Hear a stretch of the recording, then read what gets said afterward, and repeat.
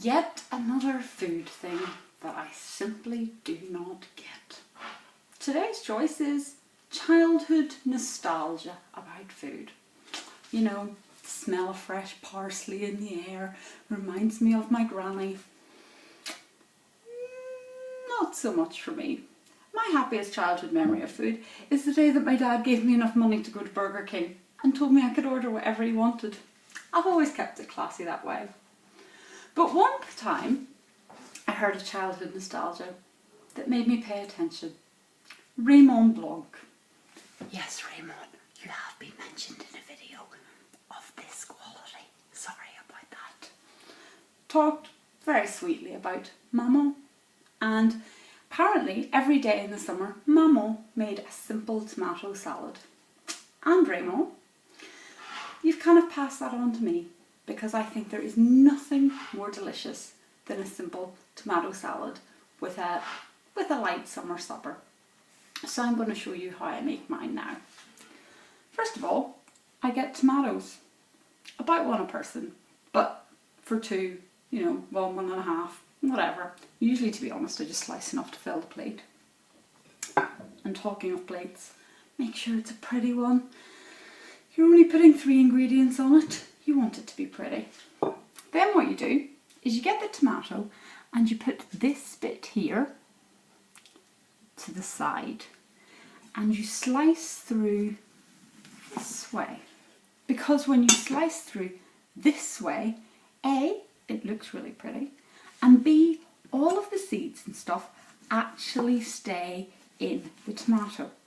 Whereas if you slice the other way, you get a tomato squirting in your face. And of all the things squirting in your face, tomato is not a fun one. So you slice your tomatoes, like so. Dun, dun, dun, dun. Chop, chop, chop, chop, chop, chop.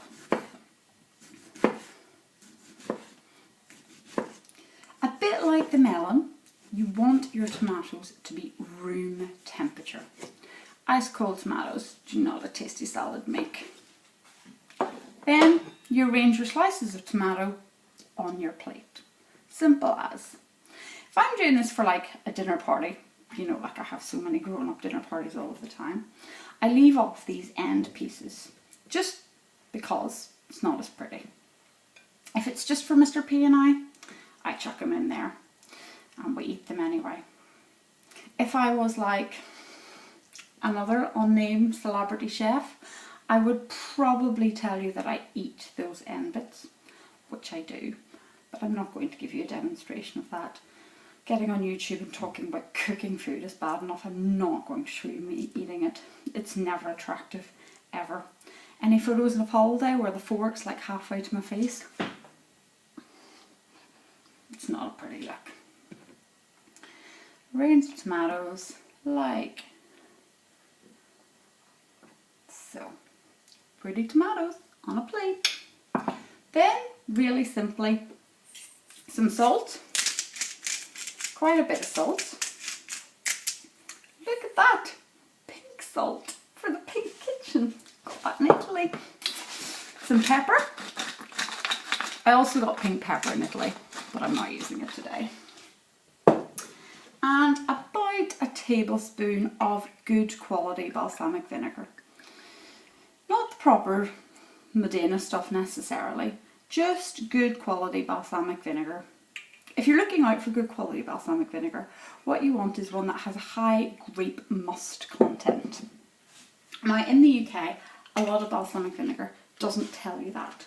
But if there's more grape must in it than there is white wine vinegar, when you look at the ingredients, if the grape must is first, then it means it's a good one. And there's a well-known German supermarket that rhymes with Schmidl, their bog standard one, really quite good.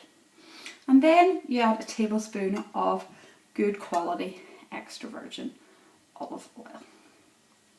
Now ideally you leave that to sit, sort of marinate for a minute or two before you eat, up to about 15 minutes, half an hour, but you can eat it straight away. And there you have it, a simple, delicious summer salad. Maybe a little bit like Maman used to make.